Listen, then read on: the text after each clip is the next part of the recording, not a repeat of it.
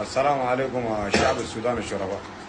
التحية للسودان كلهم في الداخل والخارج، والرحمة والمغفرة للشهداء والشفاء العاجل للجرحى في عملية الكرامة ضد الطاغوت والخونة والجبناء والناس الخلف السافر.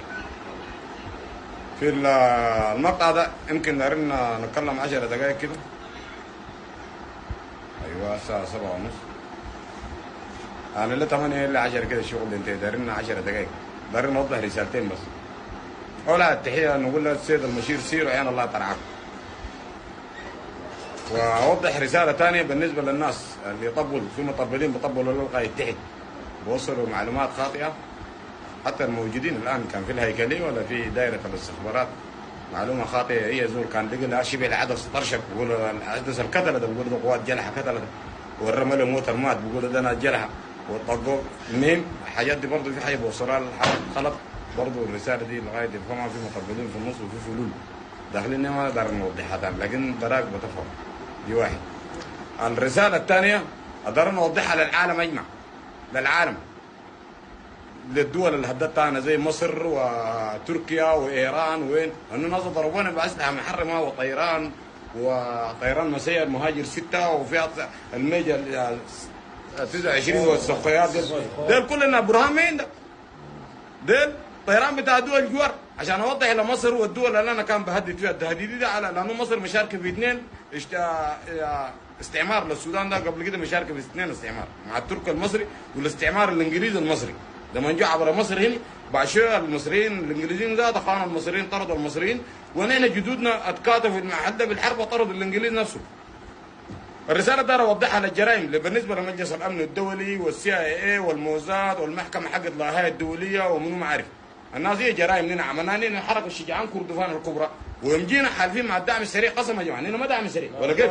نحن لسنا دعم سريع. انا قائد التدخل السريع في السودان، وقائد حركه الشجعان كردفان الكبرى، وقائد المهمشين في السودان، وقائد رئيس اتحاد دول افريقيا. شاء من شاء وابى من ابى. الدايرنا بس القانا في الميدان يا جماعه. كلام كثير ما عندنا، كلام كثير ما عندنا. المعلومه عشان يمكن تصل للجميع. والله يبدا حددنا زمن وقلنا 10 دقائق بس، ما يفوت من زياده من الكلام ده. الهدف الاساسي من الرساله الاثنين بنوضحها للناس الفلول.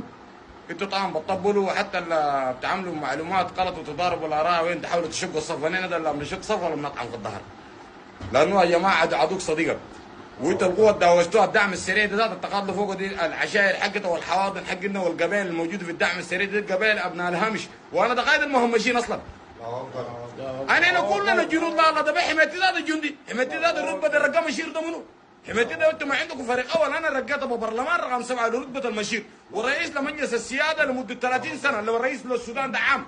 كان امريكا احترفت ما احترفت تجي الميدان يا اخي. انا قائد التدخل السريع في السودان. مصر، تركيا، ايران، الطيران المسير ملك الموت زادهم داير يجي حبابه مليون، يجي اليوم قبل بكره. اليوم ده قبل بكره. وكان في فلول ذاتها داخلين جوا الدعم السريع دي بيلخبطوا الامور، جا بيتكلموا باسم الدعم السريع وهم حراميه وتابعين للكيزان، يواجهون اموركم برا يمرقون يجون اليوم قبل بكره نفرش مسع ولا كلام لنا غلط يا جماعه. نعرفك فلولي. لنا القضيه راسنا واحد ما عندنا جاي. انت المشير تقول رئيس قاعد نوم قفا. عشان الناس ما يقول لك جاي وين هسه قواتنا هنا قاعده في الاشاره، تكون قاعده بقياده المقدم الصادق حماد جلحه. خليك قاعد هناك ده مع اللواء المقدم، مع اللواء حسن دريس حسن قاضي، ومعاه اللواء فولجان برضه مقدم معاه في الدعم السريع. واللواء فولجان ده اسمه التاج يوسف محمود، نقول له التاج فولجان لانه كان في ولايه الوحده بانتو وما عندنا علاقات مع دول ولايه الوحده بانتو. دي حاجه ما تخصنا هنا اهل كردفان وكفر. تمام. نوضح بعض الرسائل الاخرى. القوى القاعده في قصر الجمهوري تكون موجوده، القوى القاعده في القياده العامه تكون موجوده، القوى القاعده في الشجره تكون موجوده، القوى القاعده في حطاب، القوى القاعده في الكدر، القوى في الوادي الاحمر، الكبر الجماليه، القوى القاعده في العرفون، القوى القاعده في مدرمانه في كبر ود البشير بقياده الدخير ابراهيم اسماعيل. اكيد صح. دي قاعد هناك في عربات مقطعه كلها الدوام لله سبحان الله. والله اجمعين القوات في المحاور، قواتنا الخانقين سنان الخانقين خنق الخانق هناك قاعد هناك، خلوكم قاعدين. اما باقي القوه في خلال 72 ساعه تبلغ الخرطوم كل القوه سنجه دي ناس سنجه وناس سنار ده خانقين سنار ديل خلوهم قاعدين. ناس المناقب